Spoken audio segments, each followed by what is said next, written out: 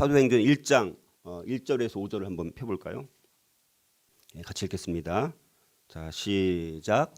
데오빌로여, 내가 먼저 쓴 글에는 무릇 예수께서 행하시며 가르치시기를 시작하신부터 그가 택하신 사도들에게 성령으로 명하시고 승천하신 날까지를 기록하였노라.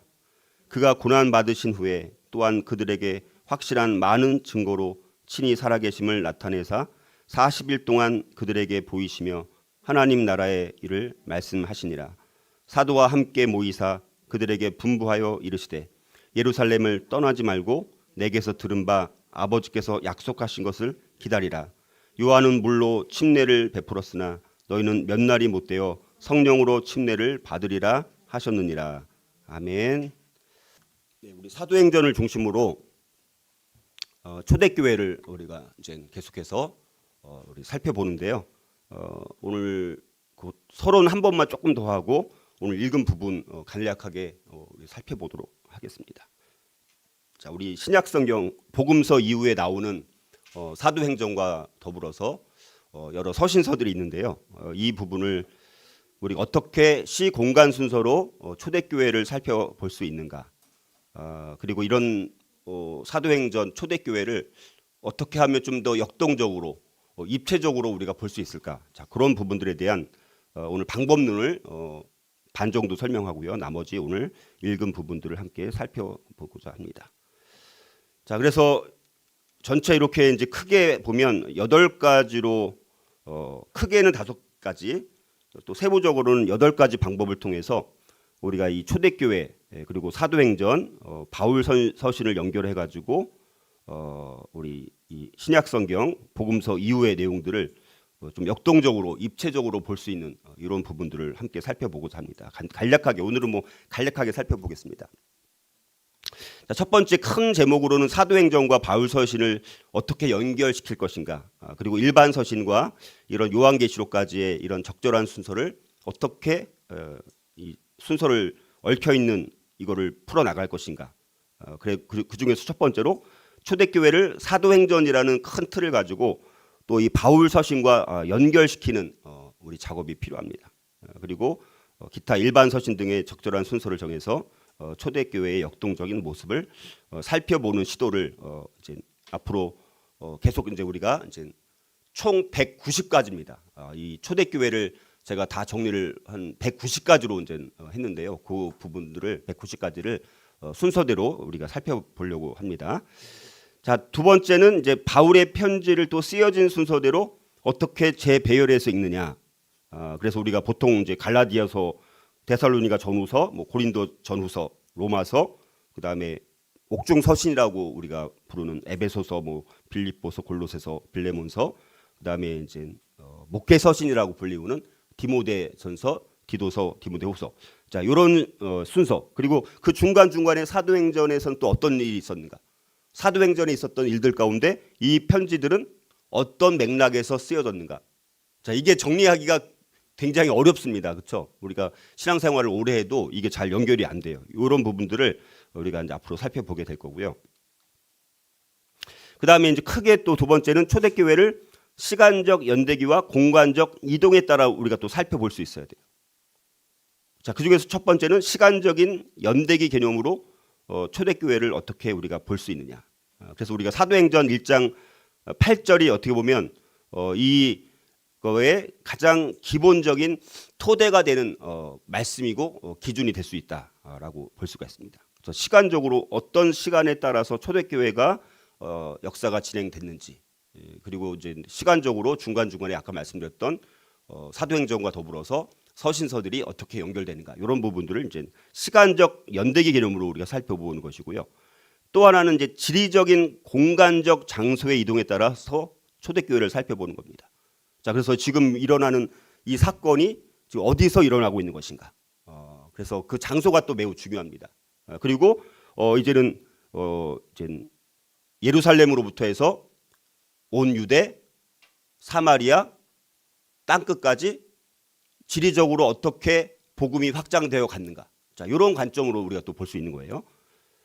자, 그리고 크게 세 번째로는 초대교회를 또 사회적, 역사적 관점, 실제 역사 인물과 역사가들의 도움으로 또 살펴보는 방법인데, 그 중에 이제 하나는 초대교회를 이해하기 위해서 사회적인 배경을 가지고 있는 거예요. 그러니까 초대교회 때 어떤 사회적인 배경이 있었는가, 그리고 어떤 실제 역사적 인물, 거기 뭐 헤롯이 나오고 뭐 이런 동일한 인물들이 나오기도 하고 뭐 이런 인물들이 허구의 인물이 아니라 실제 역사 속에 있었던 사람들이잖아요. 이제 그런 것과 이제 연결시키는 것이고, 또 초대교회 또 배경과 함께 살펴보는 그런 방법이 있습니다. 자, 그리고 이제 또 그 중에 또 두 번째는 초대교회를 정확하게 이해하기 위해서 역사적 관점으로 살펴보는, 아까 말씀드렸던 뭐 헤롯 안티파스가 또 있고 헤롯 아그리빠가 나오고 뭐 이렇게 나옵니다. 그다음에 바울이 또 언제 회심했는가, 또 언제 뭐 또 순교했는가, 아니면 또 유세비우스라는 교회사가가 쓴 교회사 이런 걸 통해서 또 참고할 수도 있고. 자, 그래서 초대교회를 정확하게 이해하기 위해서는 그런 역사적 관점으로 살펴보면 우리가 이제 그 당시 사회적인 맥락과 더불어서 우리가 좀 더 이 성경 이해를 하는데 도움이 될 수 있다라는 것입니다. 그리고 이제 큰 네 번째로는 초대교회를 등장인물과 플롯 등의 문학적인 렌즈로 또 살펴보는 것입니다. 여러분들 우리 사도행전이라든가 뭐 복음서도 그렇지만 굉장히 이야기로 보면 훨씬 더 재미가 있습니다. 그렇죠? 성경이 딱딱한 이야기가 아니라 우리 삶의 내용이 그대로 막 이야기로 되어 있습니다. 그래서 이제 그 중에 뭐 서사 비평이라는 게 있어요. 여러분들도 TV나 드라마나 영화를 볼 때 그 드라마, TV를 재밌게 하는 요소가 뭡니까? 여러분들 어떤 드라마가 재밌어요?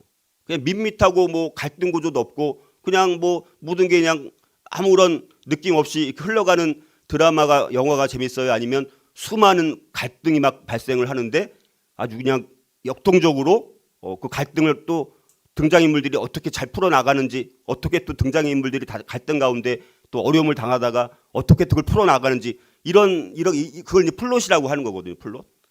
그런 것들을 관점으로 보면 우리가 이제 성경도 마찬가지입니다, 여러분들.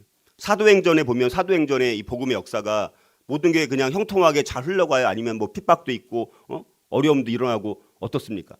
수많은 고난과 핍박과 박해와 또 순교, 또 그거를 하나님의 또 성령의 역사로 또 풀어나가고, 이런 것이 플롯처럼 갈등 구조로 이렇게 올라갔다 내려갔다 이렇게 이제 흘러가거든요.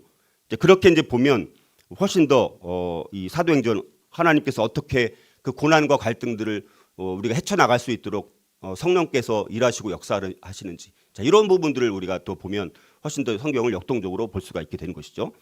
자, 그리고 이제 마지막으로 크게 다섯 번째로는 또 서신서를 수사학적 관점으로 보는 건데요.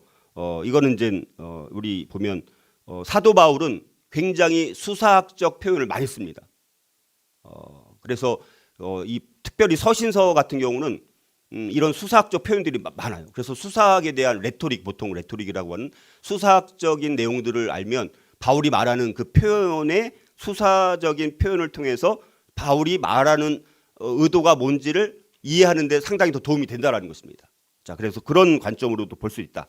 이렇게 이제 지금 말씀드렸던 크게 다섯 가지, 세부적으로는 8가지 방법을 우리가 동원해서 이제 사도행전과 나머지 서신서들을 보게 된다면 우리가 이제 신약 성경 이 초대교회 부분을 우리가 훨씬 더 역동적으로 입체적으로 볼 수 있다라는 것입니다. 자, 그래서 이제 제가 이걸 앞으로 설명하는 거는 그래서 초대교회 이야기를 제가 190가지로 한번 나눠봤습니다.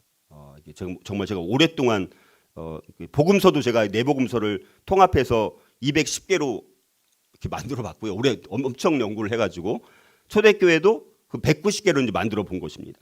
그래서 이게 이제 시간적으로 언제 일어난 건지, 또 어디서 일어난 건지 이런 것들을 우리가 추적하면서 우리가 이제 신약 성경, 특별히 초대교회 부분들을 우리가 살펴보고요.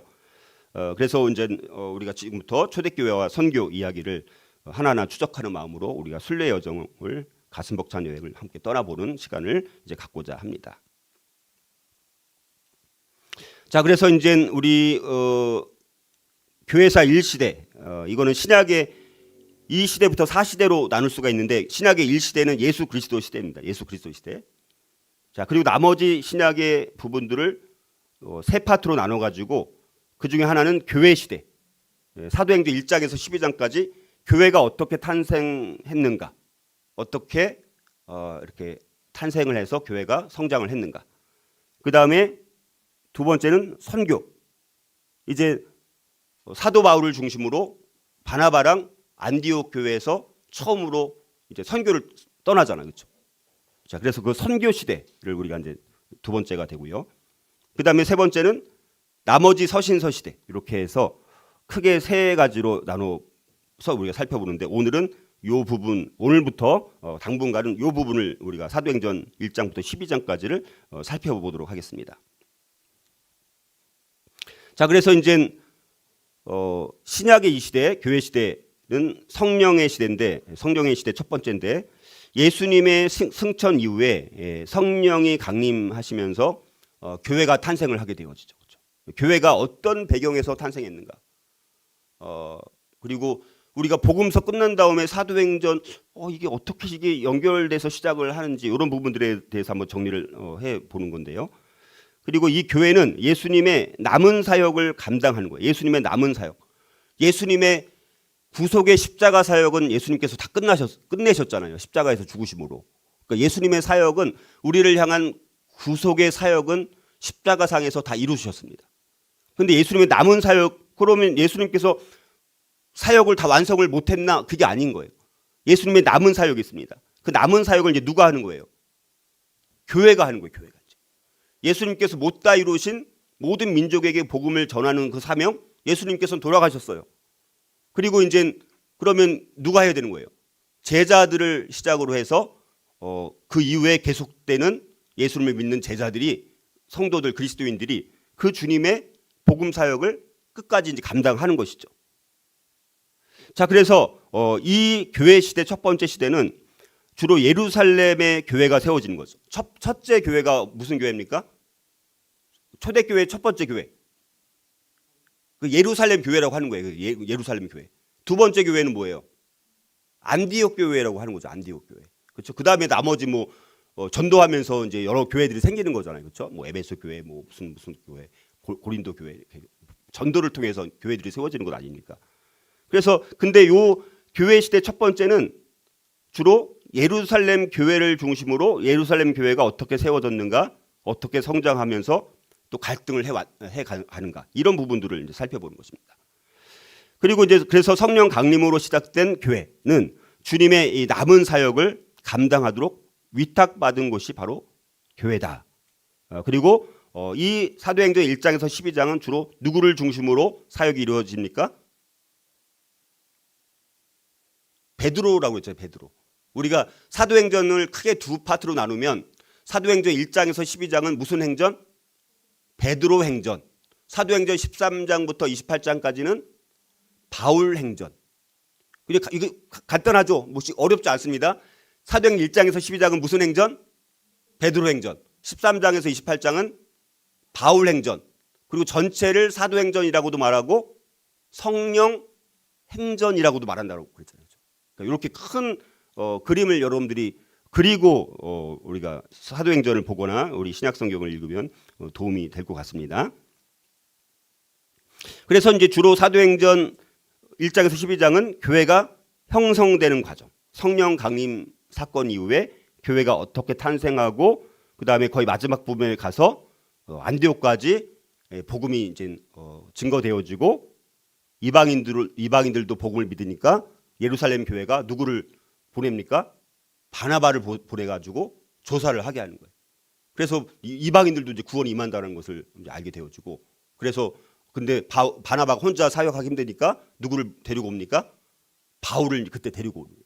그리고 거기서 동역하고 교회를 든든히 세우고 나서 이제 또 성령의 역사로 이제는 선교의 부르심을 받고 선교를 가는데, 다른 사람을 보내는 게 아니라 안디옥 교회를 세우고 안디옥 교회 같이 지도자로 활동하는 두 지도자가 자기들이 직접 선교를 가는 거예요.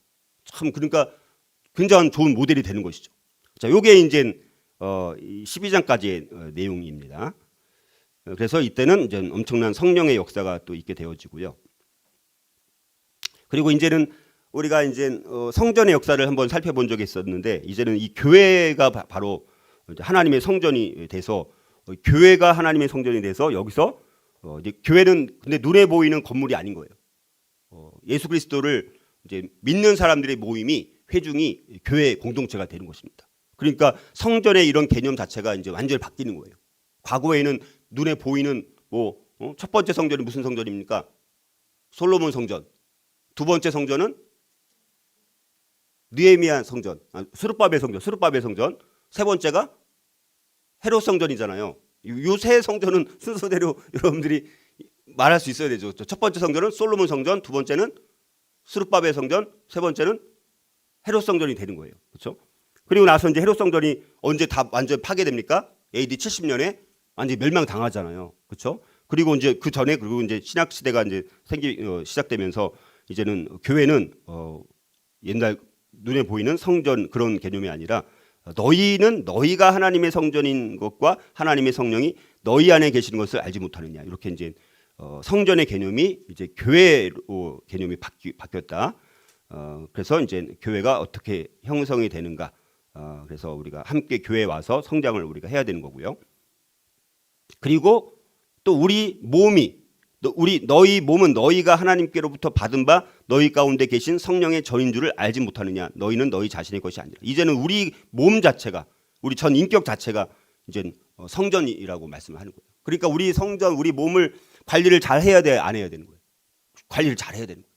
그러니까 우리 몸이 성전인 거예요. 제가 그래서 한번 예를 들었잖아요. 뭐 치과를 갔더니 그 치과 의사가 우리 이 이빨 이 구조가 마치 성전처럼 보이잖아요. 성전 일종의 성벽 이렇게 성벽들이 이렇게 쌓여져 있는 것처럼. 그래서 어쨌든 우리 몸 관리를 잘 해야 된다. 이런 부분들을 우리가 생각해 볼 수가 있고요. 그리고 이제 궁극적인 성전은 무슨 성전입니까? 하늘의 성전인 거고.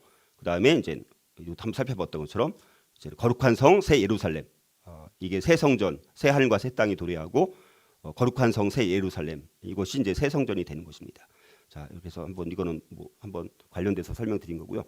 그래서 이제 이 사도행전을 중심으로 초대교회의 핵심 지도자들은 누굽니까? 바울과 이제 베드로가 되는 거예요. 베드로와 바울. 그래서 아까 말씀드렸던 것처럼 사도행전 1장에서 12장은 이거 베드로 행전이라고 불리고 베드로를 중심으로 이제 사도행전의 이야기가 전개되고 사도행전 13장부터 마지막 28장까지는 바울 행전이라고 해서 이제 바울을 중심으로 선교를 중심으로 이제 이야기가 전개가 되는 것입니다. 자, 그래서 또 이거를 또 일부로 이제 나눠서 몇 부로 이제 나눠서 하는데 첫 번째 부분을 살펴보고 이제 신약의 제2시대 교회 시대 이제 교회가 탄생하기 전 그리고 교회가 탄생하는 과정을 이제 살펴보는 것입니다. 자, 그래서 예루살렘에서의 복음 전파와 이제 하나님 나라 확장이라는 측면에서 초대교회가 어떻게 형성됐는가 사도행전 1장에서 7장은 그 부분을 다루는 거고요. 그 다음에 이제 예수님께서 승천하시고요. 근데 여러분들 예수님 이 어떤 부분들은 그러니까 복음서가 끝나고 사도행전이 시작되는데 복음서의 끝부분이랑 사도행전의 그 앞부분 일부는 겹치는 부분이 있습니다. 그러니까 사도행전의 일부는 복음서에 있는 내용이에요. 그리고 복음서의 그 끝부분의 일부는 사도행전 앞부분에 또 연결되는 거예요. 그러니까 그래서 이게 중간지대처럼 이 부분이 조금 헷갈립니다. 왜냐하면 사도행전 시작했는데 갑자기 복음서의 맨 마지막에 나오는 예수님께서 승천하시고 나서 승천하시기 전 그런 일들이 막 또 이렇게 헷갈리게 나오거든요. 그래서 그런 부분들을 이제 정리를 이제 제가 해드릴 거예요. 그래서 이 예수님의 승천과 교회 탄생 전 그 사이에 어떤 일이 있었는가? 요 중간지대와 같은 요 이제 부분을 이제 우리가 살펴봐야 되고요. 그래서 이제 거의 복음서의 맨 마지막 부분은 거의 이제 예수 이야기 208번 이게 총 210번이 있는데 209번은 사도행전이랑 겹치는 부분입니다. 그리고 208번이 이제는 사도행전 시작하기 그 마지막 그 전 부분이라고 이제 보시면 됩니다. 그래서 제자들에게 나타나셔가지고 우리가 보통 마태복음 28장 18절에서 해당되는 위대한 지상 명령, 우리가 이거를 기억하시는데 예수님께서 또 나타나셔갖고 사명을 또 주십니다. 그게 이제 누가복음 24장 44절에서 49절에 또 나옵니다. 그리고 그 뒤에 보면 이렇게 나옵니다. 예루살렘으로부터 시작하여 모든 민족에게 그리스도의 이름으로 죄를 용서받는 회개가 전파되어야 할 것이다 라고 예수님께서 말씀을 하십니다. 그러니까 승천하시기 전에 아직 승천하시기 전에 말씀하신 거예요. 부활하시고 나서. 그러니까 이건 아마 거의 여기 시간표 나온 것처럼 부활주일 일주일 그 이후, 그리고 승천 바로 이전, 오순절 바로 이전, 그 거의 끝부분쯤에 예수님께서 제자들에게 나타나셔갖고 말씀을 하신 거예요. 그러니까 이미 사도행전 1장 8절 우리가 잘 아는 말씀, 오직 성령이 너희에게 임하시면 너희가 권능을 받고 예루살렘과 온 유대와 사마리아와 온 땅끝까지 이르러 내 증인이 되리라 말씀하신 그것과 비슷한 말씀이 여기 이미 또 나오는 거예요. 누가복음에. 자, 그리고 나서 이제 이렇게 전파되어야 할 것이다. 이런 일이 일어날 것이다. 예루살렘으로부터 시작돼서 이제는 뭐예요? 여기가 그걸 또 포함된 거예요. 온 유대와 사마리아와 땅 끝까지 여기 이제 모든 민족에게 그리스도의 이름으로 죄를 용서받는 회개가 전파되어야 할 것이다. 이렇게 말씀하는 거예요. 그리고 나서 이제 그러려면 어떤 일이 일어나야 되는가? 그게 이제 누가복음 24장 49절 요 부분에서 마지막 부분에서 말씀하시는 게 뭡니까? 볼지어다 내가 내 아버지께서 약속하신 것을 너희에게 보내리니 너희는 위로부터 능력으로 입혀질 때까지 이 성에 머물라 하시니라. 이렇게 이제 말씀하십니다.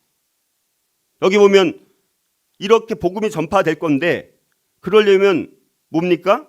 내가 내 아버지께서 약속하신 것을 너희에게 보낼 테니까 약속하신 것이 뭡니까 그러면? 성령님이죠, 성령님. 그러니까 성령을 보내실 거라는 거예요. 왜냐하면 이제 예수님께서 이제 완전히 승천하시기 바로 직전인 거야. 승천하신 거 아닌 거예요. 그러니까 성령이 아직 강림을 안 하신 것입니다. 그런데 이렇게 복음을 전파하고 또 그래서 예루살렘부터 시작해서 사마리아와 온 유대와 땅끝까지 전파되려면 뭐가 임해야 되는 거예요? 성령이 임해야 되는 거예요. 성령.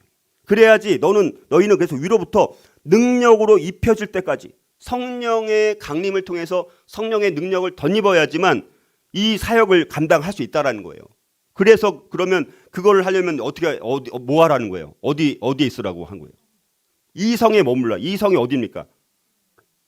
예루살렘 성을 말하는 거죠. 지금 아직 예루살렘 성은 완전히 아직은 파괴된 게 아니에요. AD 70년에 파괴됐으니까. 지금은 30년 경이니까 앞으로 이제 파괴될 거예요. 자, 그래서 이 성에 머물러 있어야지 능력이 위로부터 입혀지게 되는 거잖아요. 그렇죠? 그래서 제자들이 다 예루살렘에 모여서 그중에 또 어느 한 곳에 모여서 기도를 한 거예요. 왜냐하면 예수님께서 이렇게 말씀하신 거가 이루어질 거니까 그거를, 그리고 예수님이 부활하신 것을 경험을 했으니까 제자들이 예수님이 이제 말씀하는 것이라면 이제 100% 순종해요, 안 해요? 이제 100% 순종하는 거예요. 100%. 왜냐하면 부활하신 채로 40일 동안 계셨잖아요. 그러니까 이제 이런 명령을 낱낱이 이제 기억을 하는 것이죠. 자, 그래서 이제 사도행전 1장 전체는 너희가 내 증인이 될지니라라는 말씀에 이제 해당되는 거고요. 자, 그리고 이제 초대교회 이제 우리가 이제 여기서부터 1번부터 해서 190번까지 우리가 살펴보는 것입니다. 자, 초대교회 이야기 1, 2. 그래서 이거는 이제 다시 1번 첫 번째 초대교회 이야기는 첫 번째. 오늘 이 부분만 이제 지금 잠깐만 살펴보고 우리 이제 마무리 짓도록 하겠습니다. 그래서 자, 초대교회 이야기 첫 번째입니다. 자, 오늘 첫 번째 이야기만 살펴볼 텐데요. 누가가 사도행전을 기록한 그 배경, 목적, 누구에게 보냈는가? 요게 이제 누가의 서론 같은 부분입니다. 그러니까 사도행전의 전체 서론이에요, 서론. 근데 여러분들 서론이 중요해, 안 중요합니까? 서론은 중요해요. 왜냐면 어떤 책에 어떤 논문의 서론 부분들은 이미 거기에 결론 같은 게 이미 나와 있는 거예요. 그리고 이 논문이라든가 이 책을 어떤 목적으로 쓰는지가 밝혀져 있는 게 서론입니다. 그러니까 이 5구절은 그런 면에서 굉장히 중요한 거예요. 그래서 앞으로 이 사도행전이 어떻게 기록될지에 대한 방향성을 제시해주는 부분이라고 할 수가 있는 것이죠. 그렇죠? 그러니까 우리가 이런 것들을 맥락을 알고 성경을 읽으면 성경이 이제 훨씬 더 역동적으로 입체적으로 여러분들에게 마음에 와닿게 이해가 되는 것입니다. 우리가 그래서 이거를 앞으로 계속 살펴보면 우리가 앞으로 저와 여러분이 이 사도행전과 나머지 서신서들을 훨씬 더 그 전보다는 더 입체적으로 컬러풀하게 역동적으로 볼 수 있는 눈이 생겨서 여러분들이 이제 성경을 훨씬 더 전보다 잘 깨닫고 이해할 수 있는 그런 이제 은혜가 정말 있었으면 좋겠습니다. 자, 그래서 이제 오늘 우리가 살펴볼 초대교회 이야기 첫 번째는 누가의 서원에 해당되는 것입니다. 그래서 사도들의 이제 행적, 새로운 구조로 교회가 출발하는 내용, 그래서 교회가 시작되는 부분과 시간적인 배경이 어떤 배경이냐, 자, 이렇게 이제 우리가 볼 수가 있습니다. 자, 그래서 이제 우리가 여러분들 여기 초대교회 뭐 일부 예배드린 모습이라든가 이제 이렇게 함께 모여 있는 이런 그림인데요. 여러분들 만약에 사도행전 이 사도행전이 기록되지 않았다라면 우리가 이 초대교회 초기 교회 이런 역동적인 역사라든가 바울 서신의 배경을 우리가 이해할 수 있었을까요? 없었을까요? 이해할 수가 없었습니다.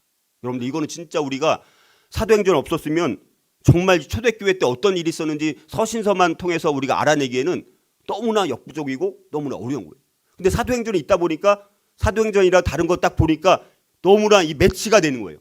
그러니까 사도행전을 이해하고 나머지 바울 서신이라든가 일반 서신들을 이렇게 보면 여기가 이때 뭐 에베소서가 기록되어 있었겠네. 왜냐하면 이제 뭐 사도 바울이 감옥에 갇혔을 때 옥중 서신 뭐 에베소서, 빌립보서, 빌레몬서, 뭐 골로새서 이런 걸 기록했다는 걸 이제 알 수가 있으니까 야, 사도행전을 주신 것은 우리에게 엄청난 축복인 거예요. 그러니까 누가라는 사람은 거기다 뭐까지 기록했습니까? 누가복음까지 기록을 한 거예요. 누가복음까지 복음서를 가장 상세하게 시간 순서대로 기록된 것이 누가복음이라고 볼 수 있습니다. 그래서 이 누가는 의사지만 일종의 역사가로서의 자질이 있었던 사람인 거예요. 그러니까 예수님의 생애부터 해서 초대교회의 이런 역사들을 누가복음과 사도행전을 통해서 기록을 해가지고 초대교회의 엄청난 역동적인 역사들과 바울 서신의 배경을 알 수 있게 만드는데 너무나 결정적인 기여를 한 사람이 이제 누가라는 누가복음과 사도행전의 저자라고 이제 볼 수가 있습니다. 자, 그래서 이 누가도 결국은 예수님의 이런 모든 행적에 대한 것들을 누가복음을 통해서 기록을 다 조사해서 기록을 했습니다. 그래서 예수님께서 정말 이제 부활하시고 십자가에서 죽으셨고 부활하시고 승천하셨다는 사실을 누가가 이제 확신을 하게 되죠. 그래서 이 누가가 이제 이 사도행전까지 결국 기록을 하게 되는 거예요. 만약에 누가복음을 기록하고 본인이 확신이 없었으면 사도행전을 기록하지 못했을 텐데 누가복음까지 다 기록하고 이런 모든 행적들을 다 경험을 하니까 이제는 사도행전까지 기록할 수 있는 확신을 가지고 사도행전을 써 내려갈 수 있는 하나님의 그 은혜를 이제 경험을 하게 된 것이죠. 자, 그래서 이제 우리가 오늘 여기서 살펴볼 교훈 세 가지만 오늘 살펴보고 이제 마치도록 할 텐데요. 그래서 이 누가가 경험했던 것은 누가복음을 통해서 예수님의 공생의 그 전부터 해서 배경과 뭐 예수님 태어나신 배경과 여러 가지들을 이제 조사를 통해서 알게 되고 또 그분의 고난 받으심과 십자가의 죽으심과 또 부활 승천을 통해서 믿음의 확신을 가졌잖아요. 그렇죠? 이걸 통해서 우리가 해야 될 것은 뭐냐? 그럼 우리도 마찬가지로 예수님의 삶과 고난과 또 승천과 부활을 통해서 우리가 해야 할 것은 무엇인가? 첫 번째는요, 간단합니다. 예수님의 복음을 믿어야 돼요. 우리는 예수님의 복음을 믿어야 되는 것입니다. 그러니까 예수님의 삶을 통해서 그분이 받으신 고난과 죽으심과 부활과 승천과 하늘로 높여주신 이런 일련의 예수님과 관련된 복음의 사건들을 통해서 우리가 해야 될 건 뭐냐? 첫 번째는 뭡니까? 예수님의 복음을 먼저 믿는 게 필요합니다. 믿음이 필요하죠. 믿음이 필요한 것이죠. 그래서 이제 사도행전 누가복음은 이제 우리 누가가 기록한 책의 전편이 누가복음이고 후편은 사도행전. 그러니까 누가복음, 사도행전은 서로 연결성이 굉장히 많이 있는 거죠. 연결점이 굉장히 많이 있습니다. 그런데 전편은 예수님에 대해서, 후편은 교회에 대해서 이렇게 기록을 하고 있는 것이죠. 그래서 이제 누가가 기록한 누가복음도 디오빌로라는 이제 사람한테 보낸 것입니다. 그래서 그 편지가 내용이 뭡니까? 누가복음 내용이 예수님께서 탄생을 하셨는데 우리를 구원하기 위해서 오신 예수님이라는 거. 그분의 사역은 많은 기적을 행하시고 제자들을 가르치신 예수님에 대해서 기록을 하고 있고, 또 고난, 죄인들을 구원하시기 위해서 예수님께서 십자가를 지신 예수님이다. 그리고 죽음을 이기고 다시 부활하신 예수님이라는 것을 데오빌로에게 기록을 해서 데오빌로라는 사람으로 하여금 믿게 만드는 역할을 누가가 했던 것이죠. 그리고 마찬가지로 사도행전도 또 디오빌로에게 또 두 번째로 후편을 기록해서 썼습니다. 그 내용이 뭐냐? 승천. 그러니까 사도행전의 첫 번째 내용은 뭐냐면 승천에 대한 내용이에요. 하늘로 가시면서 복음을 전파할 거를 예수님께서 명령하신 내용이 이제 사도행전 1장 8절이고 아까 누가복음 24장 48절 이런 부분들, 그 내용이 바로 그런 내용입니다. 또 성령님께서 임하신 후에 복음을 전하는 제자들. 그러니까 성령 강림 사건을 통해서 그때부터 복음이 전파되기 시작한 거예요.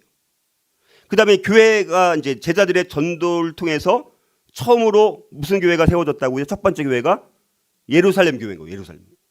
그러니까 사도행전 초대교회의 첫 번째 교회는 무슨 교회? 예루살렘 교회. 우리가 그렇게 기억을 해주세요. 그다음에 이제 바울을 통해서 어떻게 선교가 일어나서 유럽까지 복음이 전파됐는가? 이거를 기록하는 거예요.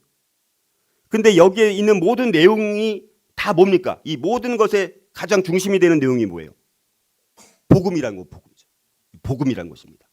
그래서 이런 복음의 역사, 그래서 이 제자들도 어떻게 그렇게 막 순교하면서까지 복음을 전했는가, 이런 모든 것들을 통해서 데오빌로로 하여금 더 분명한 믿음을 갖도록 하기 위한, 그리고 나머지 모든 이방인들에게도 헬라인들에게도 복음을 믿도록 하기 위해서 이걸 기록한 것입니다. 그러니까 우리가 이것을 통해서 예수님의 복음을 우리도 믿어야 된다. 그리고 가장 소중한 사람에게 여러분들이 정말 누군가, 만약에 가장 사랑하는 사람이 예수를 이제 믿지 않아요? 근데 이제 자기가 죽게 됐습니다. 예를 들어서. 그러면 그 자기가 제일 사랑하는 사람한테 마지막으로 여러분들이 유언을 남긴다면 무슨 유언을 남기고 싶습니까, 여러분들이? 일종의 그런 거예요, 일종의. 그러니까 우리가 바로 그 복음을 우리가 이렇게 이제 전해야 된다라는 부분들을 우리가 생각해 볼 수가 있고요. 자, 두 번째로 예수님의 삶과 고난과 승천과 부활을 통해서 우리가 해야 할 것은 무엇일까요? 두 번째는요, 하나님 나라를 전해야 된다. 하나님 나라. 자, 하나님 나라를 전해야 된다는 거예요. 자, 이거는 무슨 말입니까, 여러분들? 사도행전 1장 3절에 보면 이렇게 말씀하시잖아요. 3절을 제가 읽어보겠습니다. 그가 고난 받으신 후에 또한 그들에게 확실한 많은 증거로 신이 살아계심을 나타내사 40일 동안 그들에게 보이시며 하나님 나라 일을 말씀하시니라, 이렇게 말씀하잖아요. 그렇죠? 그러니까 예수님께서 부활하시고 나서 한 번만 나타난 게 아니라 우리 조사를 해보니까 한 10번, 최소한 10번 정도 나타났다고 하십니다. 그러니까 예수님께서 부활하고 몇 번 정도 나타났다고요?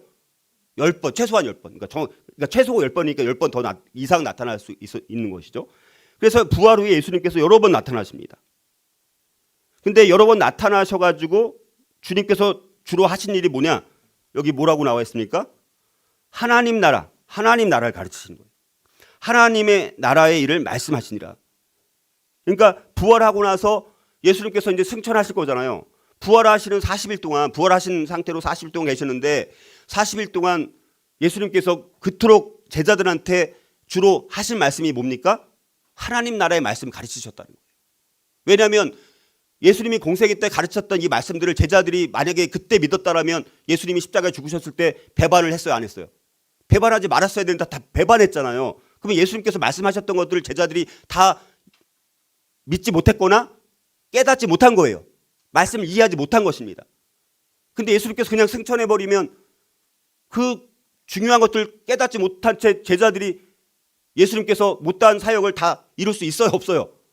못하니까 40일 동안 그러면 핵심적으로 가르치는 게 뭡니까? 하나님 나라를 핵심적으로 가르치는 거예요.